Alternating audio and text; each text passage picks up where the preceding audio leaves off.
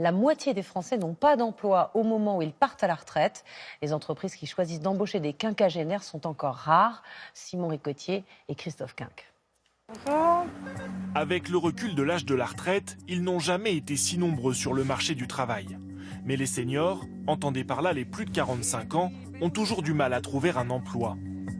Pourquoi les recruteurs ne veulent-ils plus d'eux? Comment réussissent-ils néanmoins à convaincre certaines entreprises? À chaque entretien, Rania Soulal, 52 ans et sans emploi, se heurte aux mêmes préjugés. La première image que vous donnez, c'est « Oh, elle va coûter très cher à une entreprise ». Je ne crois pas qu'il faille regarder cela de cette manière. Diplômée en commerce international, elle prend des cours chaque semaine pour se remettre à niveau et prouver sa motivation. Les clichés sur les seniors, elle ne les comprend pas. On peut avoir un dynamisme à 50 et ne pas l'avoir à 20 ans, et vice-versa. Cela dépend véritablement de l'état d'esprit. Plus l'âge avance, plus il est difficile d'avoir un emploi. Aujourd'hui, les seniors sont les premiers concernés par le chômage de longue durée. Mais il y a du mieux. En 2018, en France, 52% des 55-64 ans étaient en activité, en progrès. Mais loin derrière l'Allemagne, 71%, et la Suède, 78%. Comment rebondir après 50 ans? Certaines entreprises misent tout sur l'expérience des plus anciens. Son âge, 57 ans, c'est la raison pour laquelle Guy Miéjac a été choisi.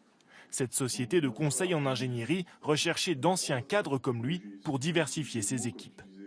Dès que je suis rentré, j'ai tout de suite été mis sur un projet et j'ai pu exercer mon expertise tout de suite et travailler avec des équipes très jeunes.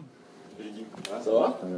Ouais, ça va. Pas de soucis contractuels en ce moment? Une de ses fonctions, épauler ses collègues sur les tâches complexes dont il a l'expérience. J'ai pris mon poste il y a 1 an et demi, 2 ans, et c'est vrai que sur les enjeux contractuels, sur les enjeux de relations avec les clients, avoir l'avis de personnes qui ont comme ça un peu tout fait dans leur vie nous apporte énormément. Embaucher un salarié trilingue avec 30 ans d'expérience, cela a un coût. Mais la direction a fait son calcul. Les seniors peuvent aussi faire gagner du temps et de l'argent à l'entreprise. Bien sûr, on valorise l'expertise, donc ils ont un salaire qui est supérieur aux jeunes. Après, c'est un échange.